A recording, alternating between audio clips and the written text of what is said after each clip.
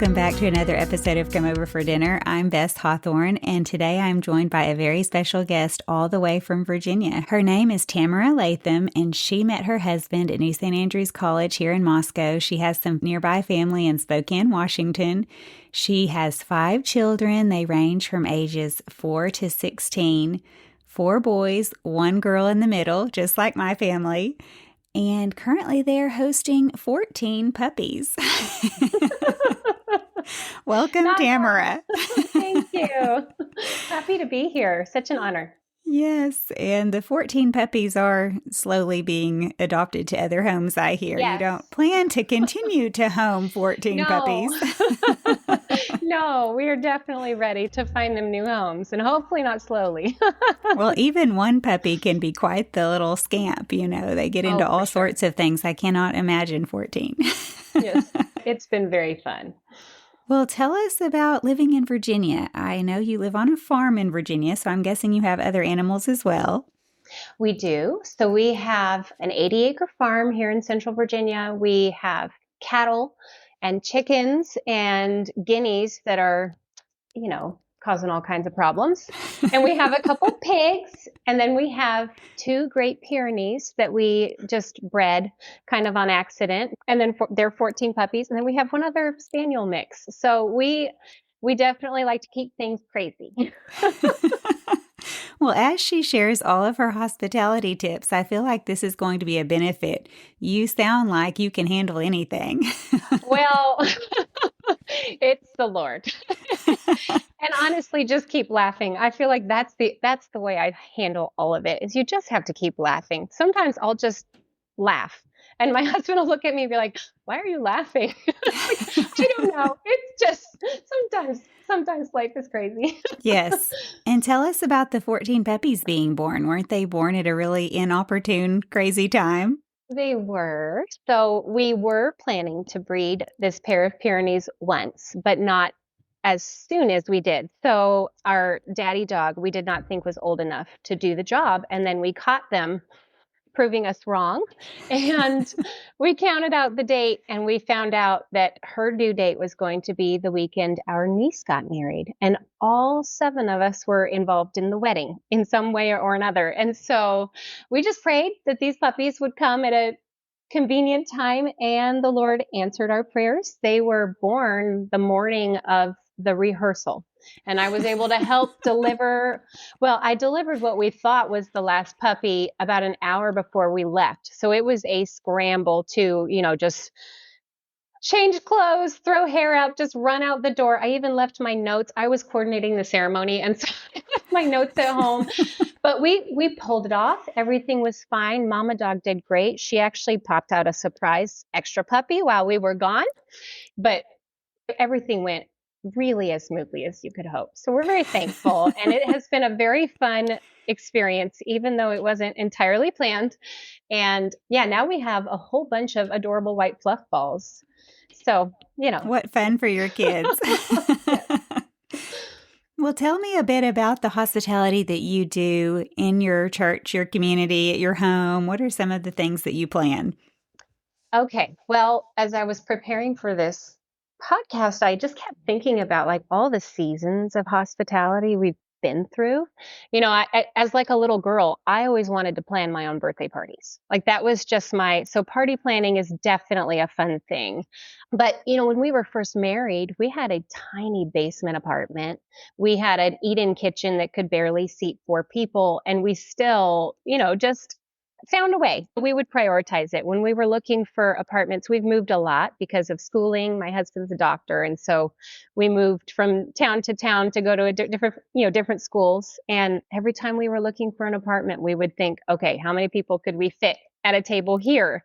And so we went through that. Shortly after he graduated medical school and residency, we bought a large house with a massive dining room. I think we were able to seat 36 people if we stretched the table from the dining room to the front room, which was open. And that was dreamy, let me tell you. That's incredible. That was just a house in town, and we wanted to move to the country. So when this house came up, it was lovely, but we are back to a small dining room. So we have a big porch. We can stretch people out on the porch. And at Thanksgiving, we hang vinyl, like clear vinyl tarps to keep it a little warmer. And we all sit out on the porch. And so we've had all different kinds of seasons of hospitality. And then I do love throwing a shower, bridal shower, baby shower. That's always just fun and fun to honor the mom or the wife to be and, get to know them a little better and just make it really special for them. I'm definitely a fan of the little details. So Yes. You'll that, have to tell us some about that when we get into all the questions because I love the practical tips. yes. And then I have done several or coordinated several wedding ceremonies for our church. I don't know if that counts as hospitality, but that's a thing that Absolutely. that's a thing that I do. So Helping I a just, harried and stressed bride, that definitely counts. yeah. And then I guess the biggest feast I pull off is I help coordinate our church has a really big homeschool community and we have a co-op that is just exclusive to our church. And I have been able to be involved with coordinating. We have a big Thanksgiving feast that we do the week before Thanksgiving. And it's just a lunch. It's not too crazy, but we invite the whole school and invite people to invite their families. And it's usually, 125 people or so. And so that's always a very fun thing to do. So really like everything from the coffee date with a friend to the school feast, it is all just a joy. I truly love doing it. It's not a burden at all. It's just fun. Oh, that's wonderful. Well, let's jump into sometimes when you have people to your house, some of the things Okay. you do Yes. there. What is one of the favorite things you would serve? One of your favorite menus? Okay, so I made up this recipe, I guess, and we've always called it Mexican rice casserole, but it is not a casserole. So I was talking to the kids, like, what should we call it? And we were joking around, and the name One Big Beautiful Bowl came up because of the recent political, things going Right. on. And so I think it's going to stick. It's That's going to pretty be great. the One Big Beautiful Bowl. And what it basically is just think of like a burrito bowl where you have like rice and meat and beans and toppings and whatever. But the way that I do it is I assemble it in one large baking dish or multiple, depending on how many people are coming. And I will layer the meat of choice. So for the Mexican one, which is my go-to, if you have ever come over to my house last minute or as part of a large group, you've probably eaten this. But I'll put taco meat, like whatever you season your taco meat with, just taco meat on the bottom, between 1 and 2 pounds of meat, depending on your budget. And then a can of black beans that I rinse, a can of diced tomatoes, and then I will make a batch of Mexican rice and put that on the top. And you can make this in advance. You can assemble it and then pop it straight in the fridge with foil. Or you can make it, right away and then top it with cheese and put it in the oven. And it's so nice because it's all assembled in one bowl. You can get all the dishes cleaned up and out of the way. You can literally just pull it out, throw it in the oven, and everybody has a taco bowl.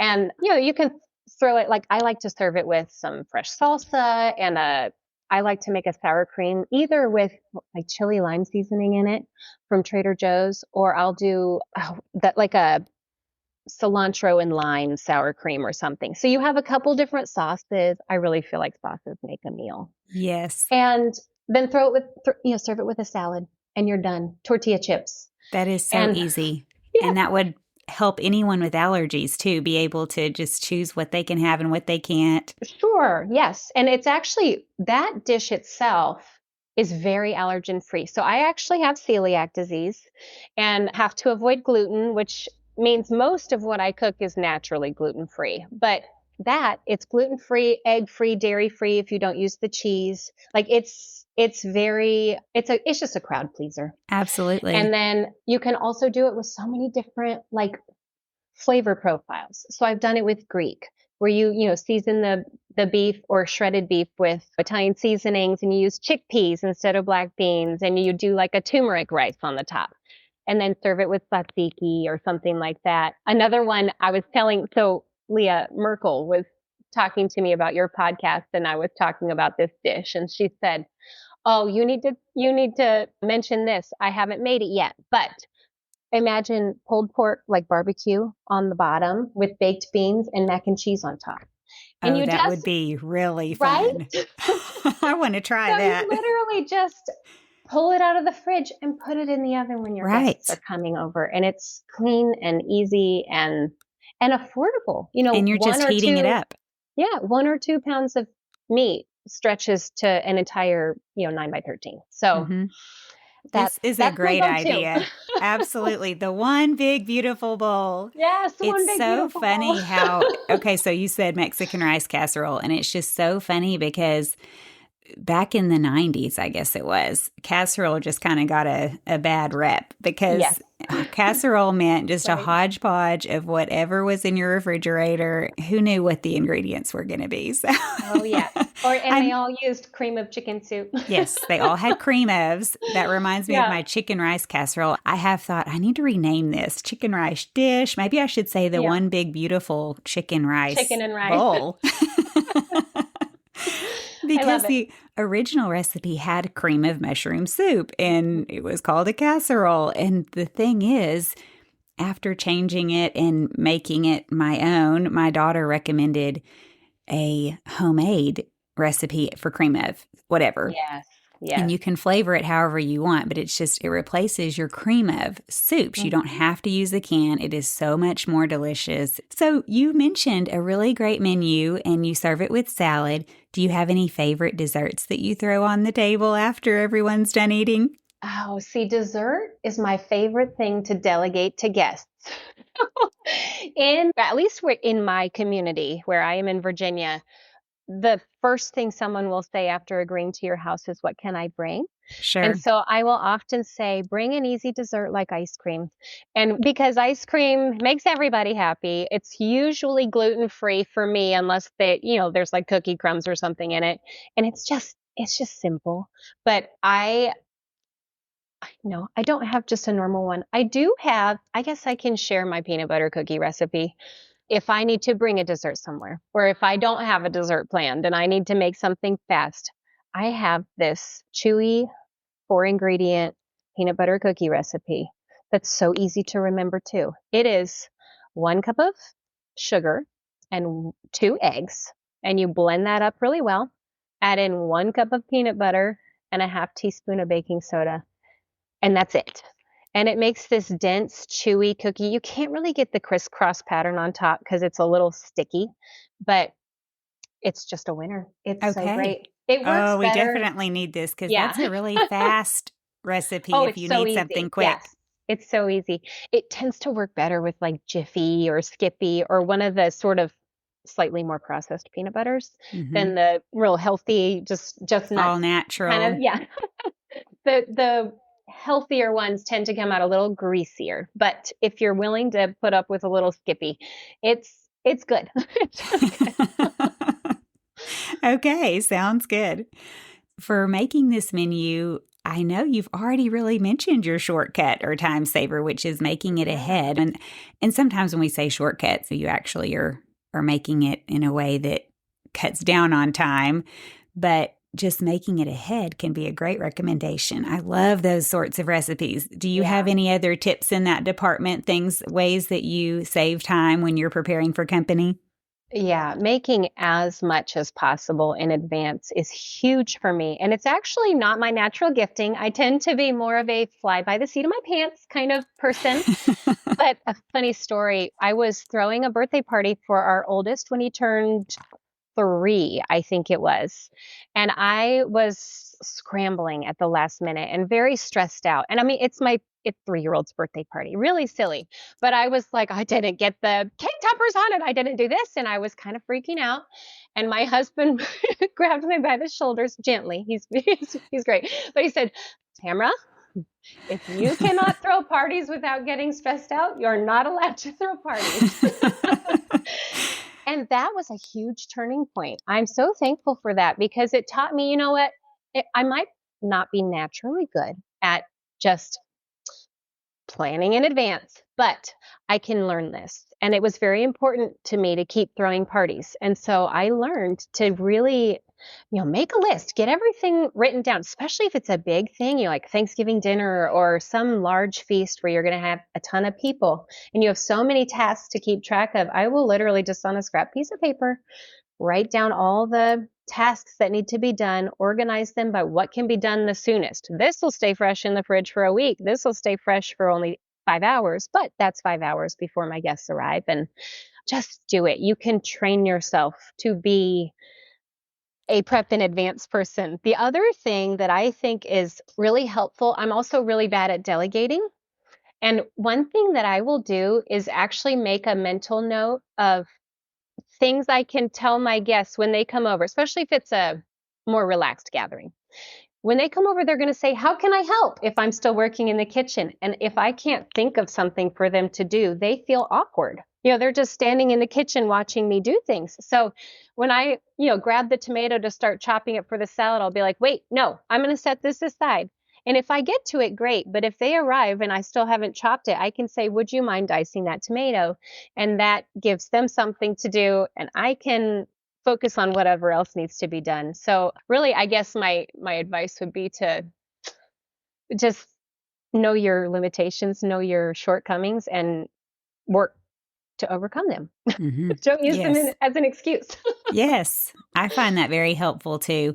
And what you said, if you have a whole lot of tasks at the end, save the ones that could require some help. I mean, you may get to them, but Yeah. I find it very helpful to make a list, even down to something like fill the water glasses, light the candles, or light the candle in the bathroom, or change out the handle. Even small little things that you think, I don't need to write that down. But if you Yes. feel like, okay, at the last minute, I'm going to be feeling a little stressed, it does help. I have one son still at home, and he sometimes likes to know what are all of the things. Like instead of, okay, can you fill the water glasses? And then he thinks he's done. Oh, can you also go and check the bathroom? And then he thinks he's done. Can you? That's kind of Yes. stressful for him. You're I think. constantly like corralling them back. Yes. And he thinks, he's done and moving on to something else that he had planned. So I find it helpful to have a list. He can look at the list. I can say, hey, these are the 3 things I need done. If you can get to them all, I will help you if I get finished with what I'm doing. If not, can you do all of them? Yeah. And he has a good plan in his head. So if you have someone helping you, like your children, it does help in that way too.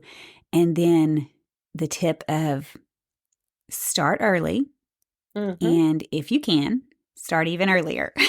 Yeah. So as soon as you think you can start, maybe even back it up a little bit. We recently had company over, and I thought, oh, I'm just starting so far in advance. I'll just really get this thing done and another thing done, and I'll have so much time at the end. Oh, no. I was racing at the end.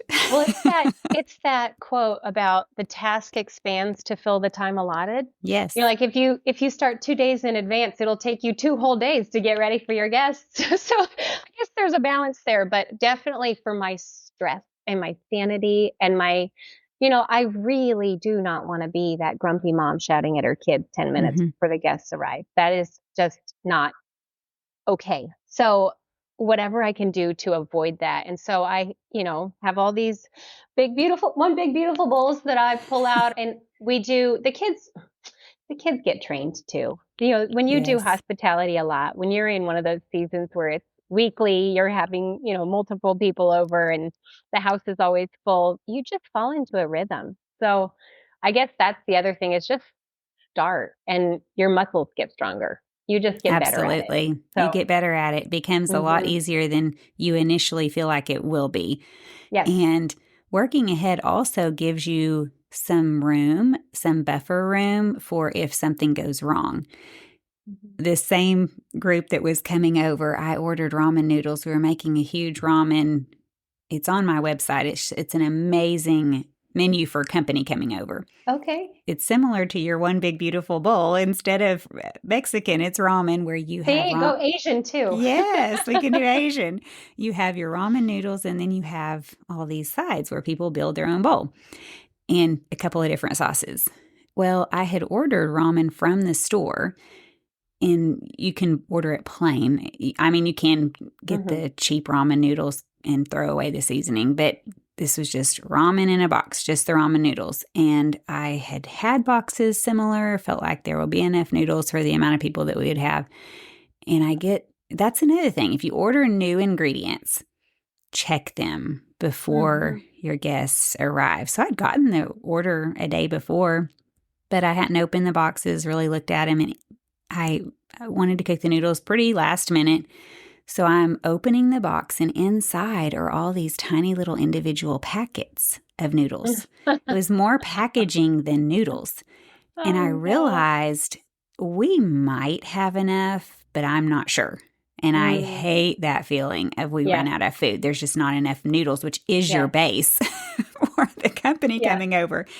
But by working ahead, I was able to, trying not to panic, ask my son, please run to the store, do an emergency grocery run, and just buy more ramen. This will just Yeah. help me feel like we're okay on quantities. And so he was able to and get it back. And I was throwing in the last ramen as they were walking in the door, and it was perfectly fine.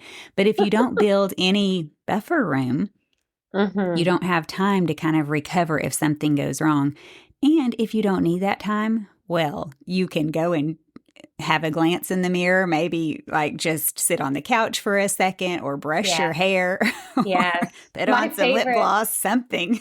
my goal is to have 2 minutes to sit down and put my feet up before the guests arrive because it helps you just be a warm and welcoming environment. Even if the work is not all done, you're kind of counting on people coming in and helping you chop that last tomato. Being able to just center yourself and you're like, okay, what is my goal? My goal is to make people feel welcome. My goal is to make people feel loved and seen and Hmm. ministered to. And if I'm scrambling as they're walking in the door. And then, hospitality is a scramble. You're scrambling the whole night and then they leave and you go, I don't even know if I paid attention to one conversation. I don't know what happened. And so, having the ability to just enjoy the Enjoy the hospitality. moment, enjoy the people Yes. who are there, focus Hmm. on them, Yeah. really, really try to be present in the conversations. And let Yes. the food be the vessel for that, not the distraction from it. Right, So, right. Once it's out there, you just got to let it go. It's oh yeah. done, and it's time to I enjoy your guests. I really feel like there are few ways to be humbled more than through hospitality. It's like, Yes. oh, I messed that one up. Well, oh well. Oops. Oh, yes. And it happens to the best of us, to the ones who have done Yeah. it for many years, even. There are all kinds of problems that come up. Hmm. What is your best prep tip when you are having people over? You're planning a group, whether it's for dinner or one of the showers you were talking about or other hospitality. What do you do to prepare, whether it's cleaning or shopping or, Hmm. I don't know, recipe inspiration, all those sorts of things? Yeah. Well, I would say I definitely like to, if I'm going to be doing a lot of cooking, start with a clean kitchen. I don't always do this, but if I can get the kitchen like company ready, then I know in my head I can get it back to this. It kind of gives you that little, all right, this is possible, this is achievable. And so, starting with a clean kitchen, giving yourself those clean counters, the dishes that you're going to be grabbing for are clean. It helps so much. It helps you be cheerful. And then turn on either some fun music or an interesting podcast or book that you're listening to. I think that that helps so much. And then, you know, I employ the children. I say, guys, we are doing this together. This is our service, our act of service. And so let's bless our guests because we wouldn't like it if we came to someone's house and they, you know, had really nasty toilet and they had a really, hadn't even started the food and it's dinner time and you're hungry. So let's go ahead and work together. And then depending on the largeness of the scale, I would definitely have a list if it was going to be a big thing. If we invite someone over after church last minute, it's not going to be pretty. It's not going to be peaceful. They're going to come in and it's going to be a little crazy. But that's okay too. It's just a different kind of hospitality, I guess. Hmm.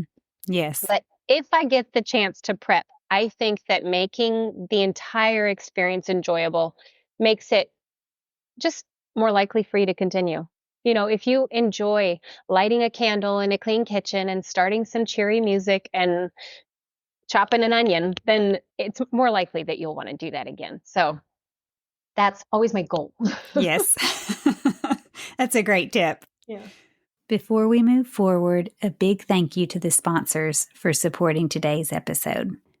Have you ever thought about how much science is involved in cooking? Chemistry, physics, and biology are at play all over your kitchen. On the cutting board, in the mixing bowl, on the stovetop, and in the oven.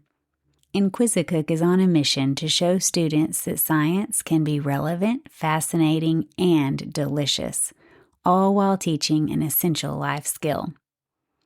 Inquisicook begins with the basics of food science and culinary arts, then adds skills and concepts in a carefully crafted sequence that leads to proficiency. Best of all, the principles can be applied to any cuisine, any available foods, and any dietary restrictions. So when it's time for people to come over for dinner, the options are endless.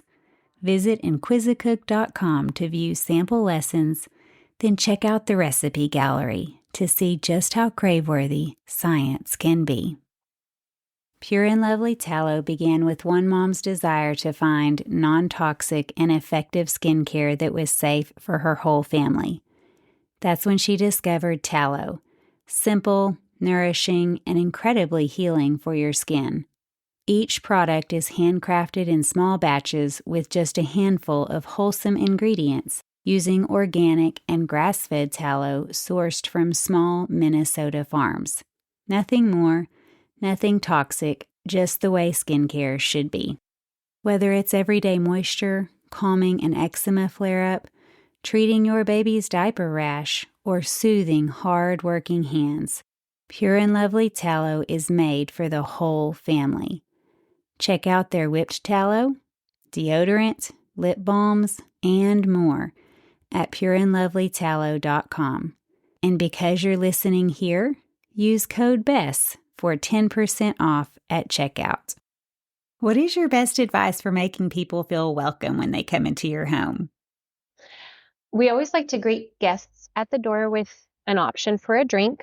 Sometimes it's water, sparkling water, or a glass of wine, or my husband he enjoys different craft beers. And so we'll offer them a drink, and that gives them something to do with their hands. They're holding a drink. That just makes you feel a little more comfortable. We always have some kind of music on in the background, and that helps, especially with people you don't know as well, because the silence doesn't feel so silent. Mm-hmm. And then we also really like to, when we're inviting, especially kind of that church hospitality where you're having families over, you're trying to get to know people a little better. We try to notice the ages of their kids. And if they don't have kids that line up with our kids, trying to invite another family that has similar age kids, that makes it so that everybody's happy. And so those are probably our main ones. And, Mm-hmm. have a seat, have a seat. I actually have a few stools in my kitchen. I don't have a traditional island, but I have a couple stools in the kitchen that people can sit. And so they're not standing awkwardly if they want to hang out in the kitchen. And then my husband will invite, whoever wants to join him to sit on the porch or in the family room or whatever. And we'll just kind of disperse and enjoy some good conversation before the meal. I forgot to mention, I have a very easy, healthy punch for children that I make Ooh. almost always. It is literally just half any kind of 100% fruit juice and half seltzer water. You can buy like 2-liter bottles of seltzer at certain grocery stores that's just plain. And so you can pour, a a jug of apple juice and a jug of seltzer water in, and it makes it like sparkling apple juice. Or Uh-huh. this works. It's like a soda. Yes, exactly. My favorite are apple and white grape because they don't sting. So if you're going to have a lot of little people, then, do that. But for special occasions, we'll do like a cranberry pomegranate at Christmas time or, those sorts of things. And it's just like a seltzer, like a bubbly, fun drink. It's just sweet enough that I've never had a kid try it and not like it. But it's also not overloaded with sugar and things that will make them start bouncing off the walls. So it's Right. I know. You're it's cutting the great. juice sugar in half. Yes, That's a exactly. great option. I And love small that. cups, small cups. Yes. Do you have special cups for kids? Do you have like little glasses or disposable cups, or how do you do kid cups? Yeah. Well, I used to have all kinds of fancy glassware, and I'm a huge fan of the glass makes a difference. The vessel you're drinking from changes the flavor of the drink itself. So I definitely like a fancy glass, but at the farm we almost always drink out of mason jars Oh, for that's for fun. water and for even the punch. If I'm having a large crew, I'll just buy clear plastic cups from Walmart or grocery store or whatever. But especially for regular everyday water, milk, punch with kids, it's just going to probably be a mason jar. And you can get little mason jars, which are so Yes. cute, like little Well, jam jars. I actually, for years, so my youngest is now 4. He is like on the verge of outgrowing this. But Walmart used to sell these little salt and pepper shakers. They were teeny tiny mason jars with handles. And I just threw away the tops and I had these little mason jars with handles. And it was the perfect little, fun drink for my kids or their juice in the morning or their milk or whatever. And we've broken so many through the years, but it's just the cutest little thing. That's So adorable. you And have they to would check. love it. Yes, you have to check and see if they still have those salt and pepper shakers if you're interested. But those were a really fun, just cute thing Yes. on the And table. even if they don't, I bet you could find it online, maybe Amazon or Yeah, somewhere. probably. Yeah, probably. And they were so cheap. They were like $1 a piece or something. And so it was just a fun little thing when all my people were little. Oh, yes, a great idea. Yeah. How do you offer drink options? Do you have them set out or in a small mini fridge, or how do you kind of display the Yeah. array of options to your guests for them to choose? Yes, I will have the drinks set out unless it's cold. I have a corner in the kitchen that I typically do the drinks. It's right across from like where you get our water. And so I'll have the bottle of wine and all the wine glasses and the punch with the punch glasses next to it. And then we'll say, please help yourself to. And because it's right next to the water, like we have water here or this or that. I do always love to offer a non-alcoholic option for, if you have a guest that's pregnant or guests that don't prefer to drink or whatever. I like to have that punch works for grown-ups too. Grown-ups enjoy it too. So, but I'll have it all set out and the glasses set out so people can just grab what they want and make themselves at home. If people want ice, do you have an ice bucket or do they all go to your refrigerator for ice? They go to the freezer. Yeah. Yeah. Yeah. Well, that's great. That's a great Yeah. idea to have a variety of drinks and let everybody Yeah. choose, because that's an activity they can do as soon as they walk in as well. Yes. And then they know where it is. If they want a refill or whatever, they don't need to ask and be awkward. Where is your water? Do I drink from the sink? Whatever. Right. Yes. You've mentioned music a couple of times. Do you have any favorite playlists or stations that you put Yeah, on when guests are coming over? I do. Well, okay. So we live in Appalachia, which coming from the Northwest, I always pronounce Appalachia, but I was corrected. It's the Appalachian Mountains. Appalachian Mountains. So we live in Appalachia. And so one of my favorite things is I found this playlist on Spotify, and it's just like, it's bluegrass without being sort of stressful, like the really fast banjo or whatever. Right. It's really like mellow guitar. It just has that slight bluegrassy feel in the background. I can't remember if it's called Relaxing Appalachia Bluegrass or something. It's something like that. And so that's a favorite for just kind of general everyday someone's coming over. On Sundays, I have a playlist that I found also on Spotify that is acoustic hymns. And they're all just acoustic guitar, one guitar playing various hymns.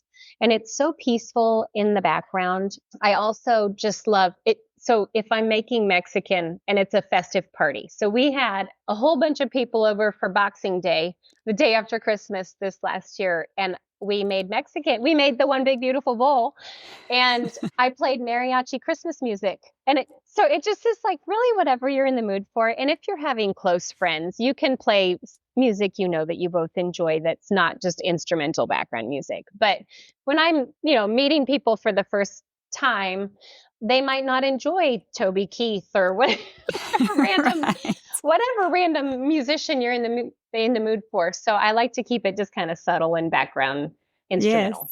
Oh, that's Yeah. fun. We once did an Italian meal and played some Italian music in Yes, the background, and it exactly. was just Yes. a lot of fun. I think you can share playlists through Spotify and that sort of thing. So if you can, I'll have you share those and I'll put the link on the website because on the website, there's a place that you have a blog post under recipes that I list everything you've talked about. Okay. So if you want to know the exact playlist, I will try to put it there Okay. I'll just for try the to send audience. it to you. Yeah, that sounds fun. It's always fun to have some new options to play through and see, would this Yeah. work for my Yes. next dinner Well, party? and I always joke in my house, I feel like there's enough noise. We don't need more voices. So We need a something lot of time, calming. yes, if I'm playing music, it's almost always instrumental. My husband comes home and cranks up the party. So he likes to listen to everything. And so we balance each other out. Yes, yes. That's great. What is your must have kitchen item and where can we find it?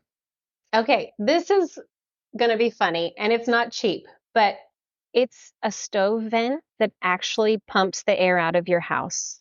Nice. That is very Yes, important. I lived, so as I mentioned, we lived in apartments for many years. I haven't done the math, but many, many years. And we always had, the microwave over the stove that just kind of circulates the air in the house. Anytime I tried to fry anything, like make my own tortilla chips or make donuts or make literally anything fried, I would smoke the house out unbelievably. And I kept thinking, what am I doing wrong? Why am I so bad at this? Well, we moved to this farm. This farm was the first house we bought that actually has a range hood that vents the air out of the kitchen. And suddenly I can fry whatever I want. And I thought, it wasn't me.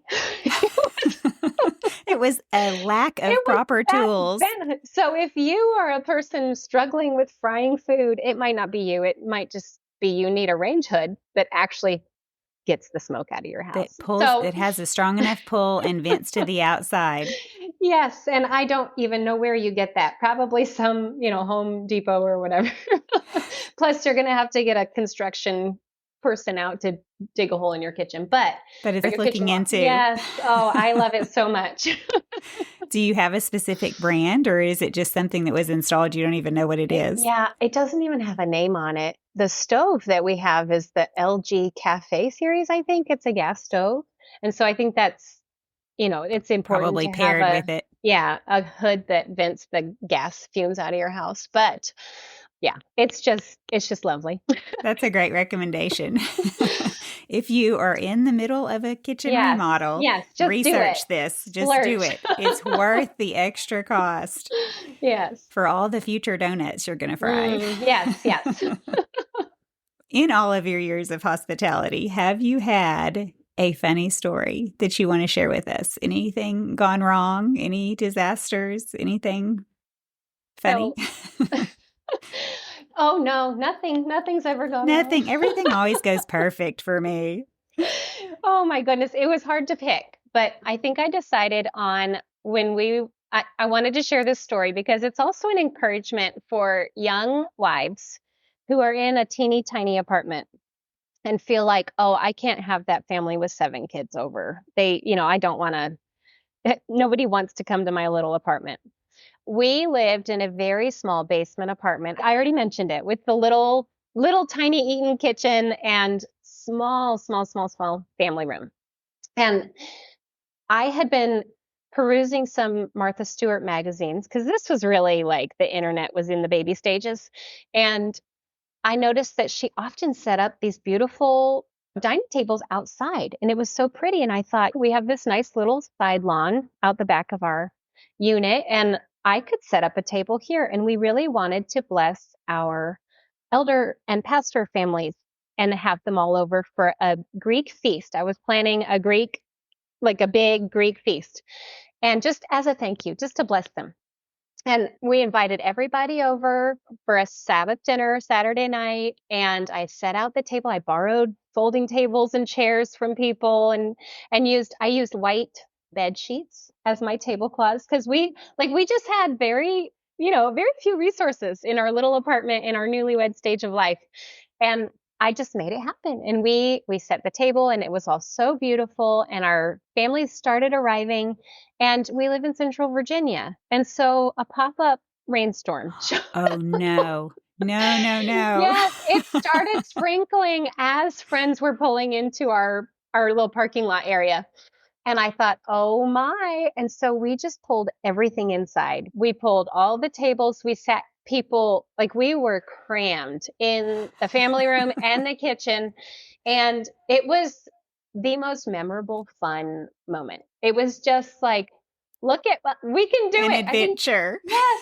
And I think it was 18 people, if I can Wow. remember correctly. And which at the time was just huge. Like I've never Oh, had in a that many small people over. apartment for sure. Yes, I mean, it'd be like once you sit down, you can't get up. Sorry. yes, We're going to yes. We're puzzle piece sliding people in in. here. We're elbow space. What is that? We don't need that. But it was such a fun experience, and all the food had turned out really well. And I just remember thinking, I can do anything. Like after that, it was this very It formative. gave you some confidence. Yes. Okay, we can have more people over than we thought. Like, let's just make it work. And that really fueled our love of hospitality through the years. Just kind of that story of literally nothing worse could have happened besides, some kind of tragedy. And we were like, oh, we have 18 people to feed in our little, And we 100. handled it. We can Yes, handle it. We can kind of regroup and and figure it yes, out. we had the best guests too. They just laughed and enjoyed, and it was all very fun. So that was probably definitely a favorite story. That's wonderful. Well, you said you Yeah. had to choose. Do you have any others that came to mind? You can Oh tell us more my. than one. I love the disaster stories. Okay, well, just this month, I had people coming over for dinner, and I had that sort of like tickle in the back of your throat, like maybe you're getting sick, And Hmm. I just kept thinking, it's allergies. I'm not getting sick. Whatever, I'm Yeah. fine, I'm fine. But I was feeling a little fuzzy. And my husband and I have this joke where if we're feeling sick, we say, I'm not sick. I'm not getting sick. I'm fine. Power So of we're positive gonna, thinking. yes, we are not doing this. This is not Not that it happening. works, but Yeah. So he came in and he said, how you doing? And I said, I'm great. I am on my A game.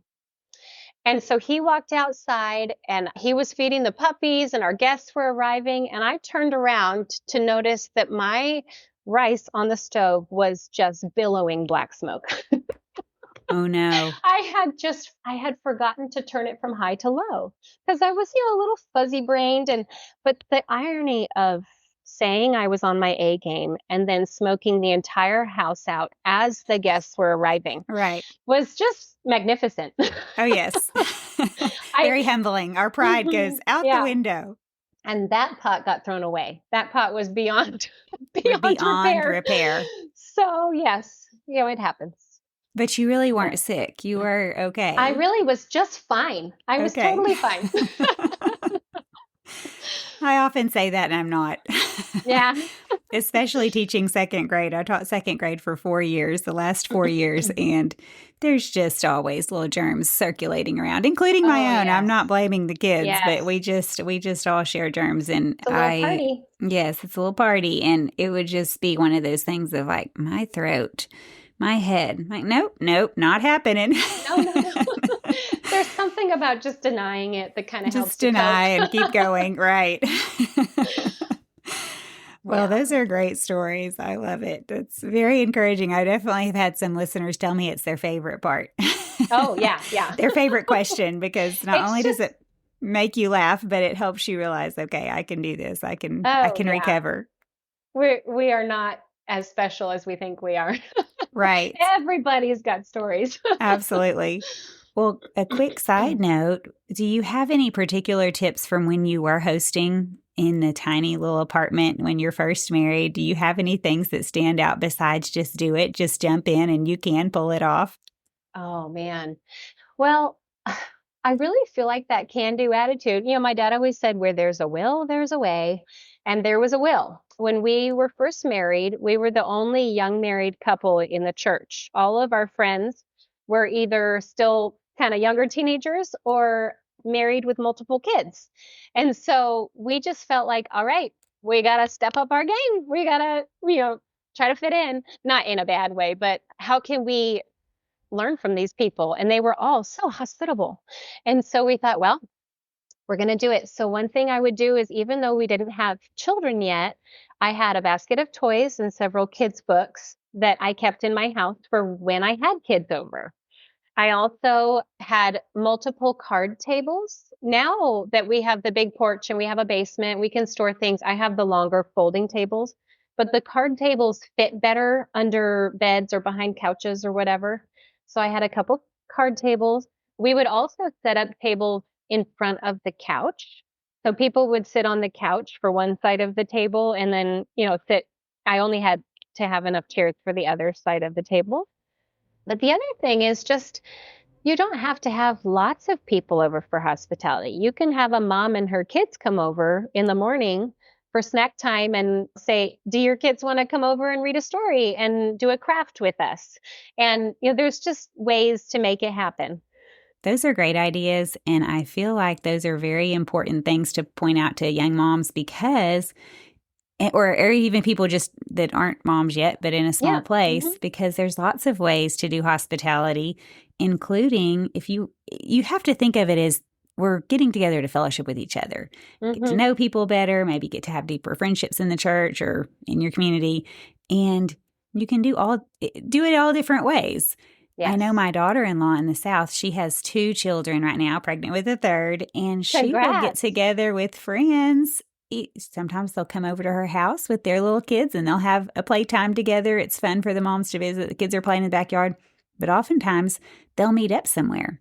Yes. Like there's a Hmm. splash pad about 10 minutes down the road, and the kids just have the greatest time at the splash pad while the moms walk around and talk. And, I'm sure they Yeah. bring snacks and then they can go home for nap time. And And it's that just counts. it does count. That's Absolutely.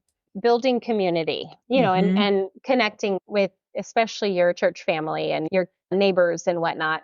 I was actually going to say I hosted multiple birthday parties at our local park. Mm-hmm. I just was like, we can't all fit in my house, and so we're going to do it at the park. And Yes. there's just ways to make it work. Yes. And I think it's important for you to recognize that you can be the one to initiate things, even if you're Hmm. new.